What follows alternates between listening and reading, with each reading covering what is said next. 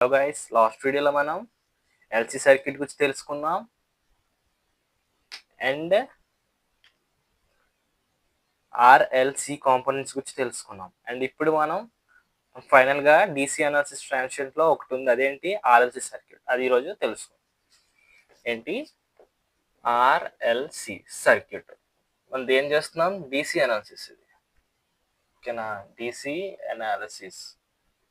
Okay, నేను first of ఆల్గా ఏం చేస్తున్నాను, సర్క్యూట్ తీసుకుంటున్నాను. ఇదిగోండి, ఇక్కడ చూడండి, ఇదేంటి, ఇది ఆర్, ఇట్స్ అన్ ఇండక్టర్, ఇది మన కెపాసిటర్. ఇది మనకు తెలిసి ఏంటిది, స్విచ్ టీ ఈక్వల్స్ టు 0 చేస్తాం. ఇక్కడ మనం బ్యాటరీ పెడతాం, ఐబిది కరెంట్. ఓకేనా? ఆర్ఎల్సి, ఇది వోల్టేజ్. ఓకే, నేనేం తీసుకున్నాను, ఆర్ఎల్సి. ఫస్ట్ ఆఫ్ ఆల్గా మనం ఏం చేస్తాం, కండిషన్ రాసుకుంటాం. ఏంటి, టీ ఈక్వల్స్ టు 0 మైనస్ దగ్గర, అంటే స్విచ్ ఓపెన్ చేయకముందు మనకి ఇండక్టర్లో current 0. So t equals to 0 plus దగ్గర కూడా ఏమవుతుంది, ఇండక్టర్ కరెంట్ 0 అవ్వాలి. కామా మనకి ఇండక్టర్ వోల్టేజ్ ఏమవుతుంది, వి. టోటల్ వోల్టేజ్ అనేది ఇక్కడికి వెళ్తుంది. ఎందుకు, కెపాసిటర్కి మనకు వోల్టేజ్ వెళ్తుందా? వెళ్ళదు. ఎందుకు? కెపాసిటర్ ఫార్ములా ఏంటి, I equals to C dv by dt. అంటే opposite the change in voltage. Initial గా వోల్టేజ్ 0 ఉంటే టీ ఈక్వల్స్ 0 ప్లస్ దగ్గర కూడా ఏమవుతుంది, వోల్టేజ్ 0 అవ్వాలి. ఓకే, మన ఏటీ కేసుతో ఇది తెలుసుకున్నాం. ఓకేనా? టీ ఈక్వల్స్ టు టీ దగ్గర సర్క్యూట్ లో కరెంట్ ఏమవుతుంది, సర్క్యూట్ లో కరెంట్, ఇండక్టర్ లో కరెంట్ అని, ఎందులో కరెంట్ అంటే ఒకటే. ఎందుకు, సర్క్యూట్ మొత్తంలో సిరీస్ లో ఉంది కాబట్టి ఒకటే కరెంట్, అదేంటి, ఐ. ఓకేనా? ఐ అని అనుకున్నాను.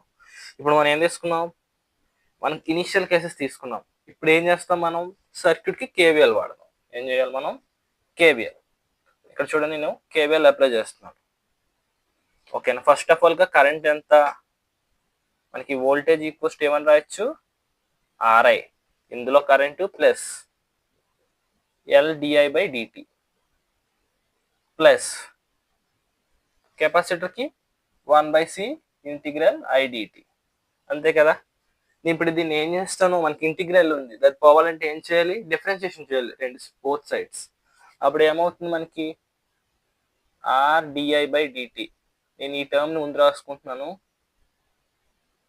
Plus L D square I by DT square. ఎందుకు, ఆల్రెడీ డిఫరెన్షియేషన్ మనకు అవుతుంది ఇక్కడ. ఇప్పుడు అది ఇంకొకసారి డిఫరెన్షియేషన్ చేస్తాం. ఇక్కడ ఇంటిగ్రేషన్ డిఫరెన్షియేషన్ పోగా మనకు వచ్చేది I by C.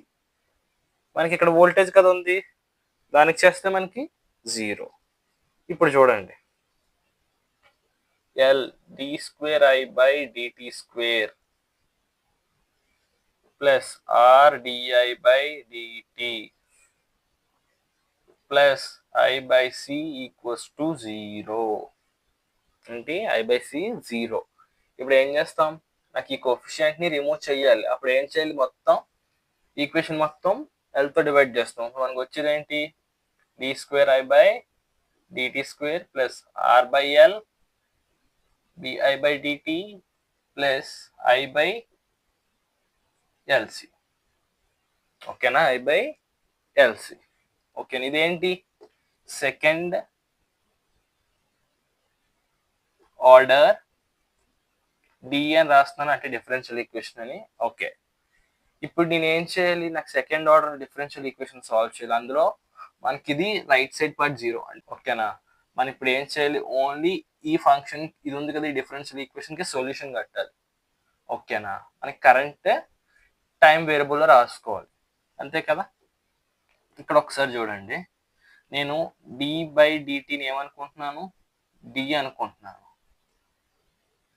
And D by D దీని ఏమనుకుంటాను, డి స్క్వేర్ అంటాను. అప్పుడు ఈక్వేషన్ ఏమవుతుంది మనకి, ఇగోండి, ఈ పార్ట్ ఇలా రాయడాన్ని ఏమంటాం మనం, ఆక్సిలరీ ఈక్వేషన్ అని అంటాం. ఓకేనా? ఇది మ్యాథ్స్ లో డిఫరెన్షియల్ ఈక్వేషన్స్ టాపిక్ లో ఆక్సిలరీ ఈక్వేషన్ గురించి చెప్తారు. ఓకే, ఇన్ కేస్ ఎవరికైనా డౌట్ వస్తే ఆ టాపిక్ చెప్పినప్పుడు ఇక్కడ క్లారిటీగా చెప్తాను. ఇప్పుడు దీన్ని ఎలా రాసుకుంటాం మనం, d square I plus R by L ఏంటిది d plus I by LC which is equals to 0. ఇక్కడ ఒక ఐ పెట్టాలి, మర్చిపోద్దు.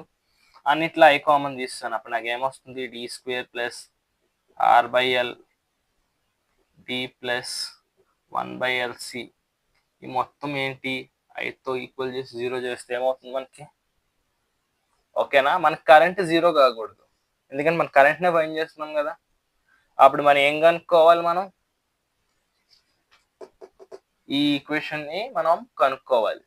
ఓకేనా, ఆ ఈక్వేషన్ని కనుక్కోవాలి. ఇప్పుడు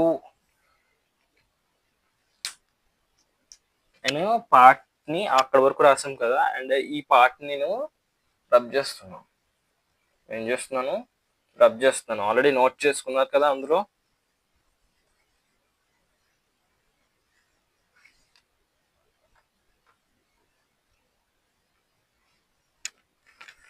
ఓకే, ఇప్పుడు ఏం చేస్తాం? ఈ పార్ట్కి మనం రూట్స్ కట్టుకోవాలి. మనకి D1 అండ్ D2 అనేవి రూట్స్ అనుకుందాం.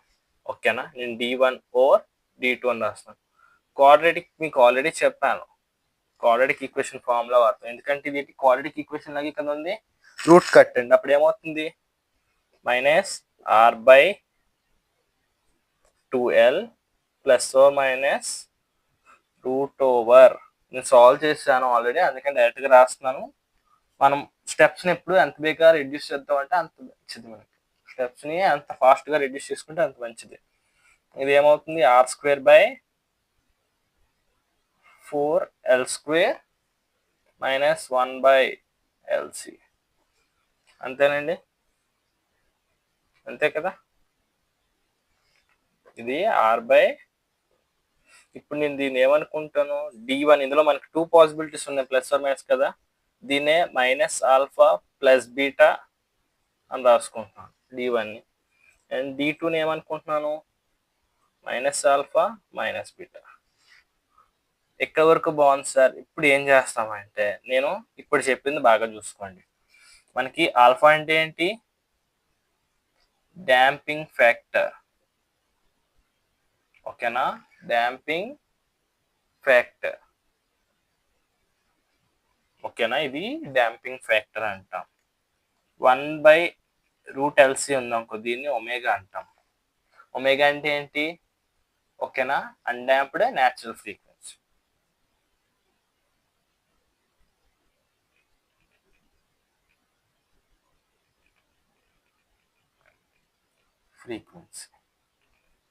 ఓకేనా, ఇప్పుడే ఇంకొక కాన్సెప్ట్ వస్తుంది, దీన్ని జీటా అంటాము. ఇది ఏంటంటే α/ఒమేగా చేస్తాం, దీన్ని అంటాం డాంపింగ్ రేషియో అంటాం. ఓకేనా, దీని ఏమంటాము? Damping ratio. ఓకేనా, మనకేంటి రేషియో మీద డిపెండ్ అవుతుంది, ఏంటి ఓవర్ డాంప్డా, క్రిటికల్ డాంప్డా, లేకపోతే అండర్ డాంప్డా అని. ఓకేనా, ఇప్పుడు జీటా అనేది గ్రేటర్ అనుకో, greater than 1, zeta is equals to 1, zeta is less than 1 ఇవి వచ్చింది అనుకోండి, ఇది ఓవర్ డాంప్డ్ అంటాం, ఇది క్రిటికల్ డాంప్డ్ అంటాం, అండ్ ఇది అండర్ డాంప్డ్ అంటాం. ఏమంటాం? Under damped. ఇదంతా మనకి ఓకే, ఇట్స్ రేషియో.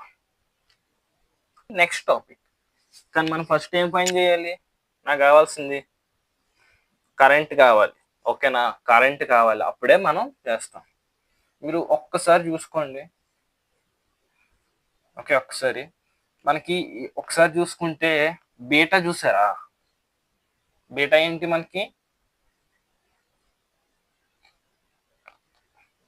ఇది కదా, ఈ వాల్యూ ఏదైతే వాల్యూ ఉందో ఆ వాల్యూ ఇదేంటండి? Beta value. మొత్తం అదంతా మనకి రూట్ అనగానే 3 కేసెస్ వస్తాయి, 3 కండిషన్స్. ఏంటవి? ఇది నెక్స్ట్ మనకి బీటా అనగానే 3 కేసెస్ వస్తాయి. అదేంటి?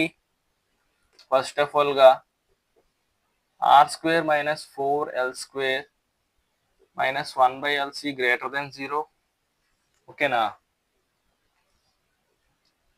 r² minus 4l² minus 1/LC ఏంటండి equals to 0. And next r²/4l² minus 1/LC ఇది లెస్ దెన్ 0. ఇవేంటండి 3 కేసెస్. 1 2 3 1 2 3 కేసెస్ వచ్చాను. ఏంటండి 1 2 3 కేసెస్. నాకు ఇప్పుడు ఏం కావాలి? నాకు ఐ కావాలి. ఓకేనా? నాకేం కావాలి? ఐ. ఓకేనా? ఒరిజినల్ గా మనకి ఈ 3 కేసెస్ కి 3 డిఫరెంట్ టైప్స్ ఆఫ్ రూట్స్ వస్తాయి. ఓకేనా? ఎలాగంటే నేను ఇందులో ఫస్ట్ కేస్ తీసుకుంటున్నాను. ఏం తీసుకుంటున్నాను? First case.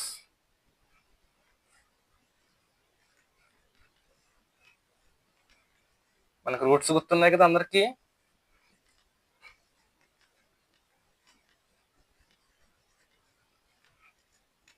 ఫస్ట్ కేస్ ఏంటండి? Greater than 0. ఆ టైంలో రూట్ ఏమవుతుంది? i(t) మనకు కావాలనుకోండి. ఆ టైంలో c1 e పవర్ మనకు ఫస్ట్ ఏట్ వచ్చింది route minus alpha plus beta కదా. ఈ మొత్తాన్ని ఏంటి టీతో చేస్తాం. ఇది ఒక ఫస్ట్ రూట్. నెక్స్ట్ c2 ఏమొస్తుంది? e power minus alpha minus beta into T. ఇది ఫస్ట్ దగ్గర రూట్ మనకి. ఓకేనా? ఫస్ట్ రూట్, ఫస్ట్ కండిషన్కి రూట్ అంటే మనకు ఒకవేళ ఈ వాల్యూ గ్రేటర్ దాన్ ఉంటే మనం ఇది తీసుకోవాలి. నెక్స్ట్ కేస్కి ఏంటి? ఈ కేసు ఈక్వల్స్ టు 0. ఇప్పుడు ఏంటి? i(t) వాల్యూ మనకి ఏమవుతుంది? c1 ప్లస్ c2t ఇంటూ ఈ పవర్. రెండు రూట్స్ ఈక్వల్ అవుతాయి కదా. d1 ఈక్వల్స్ టు d2 అవుతుంది. ఇక్కడ మనకి ఏంటి కేసులో? d1 and d2 separate. ఇక్కడ d1 equals to d2 equals to d అనుకోవాలి. ఓకేనా? ఎందుకు 2 రూట్స్ ఈక్వల్గా ఉంటాయి మనకి. సారీ dx అని ఏదో అనుకుంటున్నాము. అటు ఈక్వల్గా d అనొద్దు, ఎందుకంటే ఆల్రెడీ d అంటే ఏమని రాసుకున్నాం మనం అక్కడ? d/dt అని రాసుకున్నాం, అందుకని అవుతారు. ఓకే, dx అనుకున్నాను. ఈక్వల్ రూట్స్ కాబట్టి అప్పుడు ఏమొస్తుంది? ఈ పవర్. రెండు ఈక్వల్ కదా మనకి రూట్స్. ఈక్వల్ రూట్స్ అయినప్పుడు బీటా వాల్యూ మనకి 0 అయిపోద్ది. అప్పుడు మిగిలేదు ఏంటి? ఆల్ఫా కదా, మైనస్ ఆల్ఫా. అంతే కదా. థర్డ్ కేసు ఏంటి ఇది? ఇక్కడ ఏంటి? i(t) ఈక్వల్స్ టు, ఇక్కడ ఈ కేసులో మనకు వచ్చేది కాంప్లెక్స్ రూట్. ఏమొస్తుంది? Complex root. అప్పుడు ఏం చేసుకోవాలి? ఈ power minus alpha T c1 cos of beta T plus c2 sin beta T. ఓకేనా? ఇది 3 కేసెస్కి 3 రూట్స్ ఇండివిజువల్. ఫస్ట్ కేస్కి ఇది, సెకండ్ కేస్కి ఇది, థర్డ్ కేస్కి ఇది.